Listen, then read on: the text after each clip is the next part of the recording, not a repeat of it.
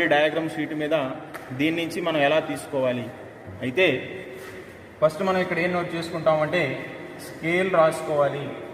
ఈ స్కేల్ అనేది ఎలా తీసుకుంటాము అంటే మనం తీసుకున్నటువంటి వెయిట్లు 50 మల్టిపుల్స్లో ఉన్నాయి కాబట్టి 50 grams is equal to 1 centimeter అని తీసుకుంటాం.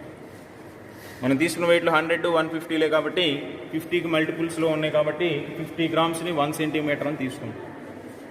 అయితే ఇక్కడ మనకి 50 grams 1 centimeter ఫస్ట్ షీట్లో మనం తీసుకున్నటువంటి వెయిట్లు 100 grams కాబట్టి 50 grams 1 centimeter అయితే 100 grams 2 centimeters అవుతుంది. కాబట్టి కంపాస్తో వృత్తలేఖని తీసుకుని పాయింట్ ఇక్కడ తీసుకుని 2 centimeters లెంగ్త్ ఇటొకటి 3 sides కూడా మనం లెంగ్త్ రాస్తాం. ఇది 2 centimeters, అట్లాగే అన్నీ కూడా 2 centimeters ఉంటాయి.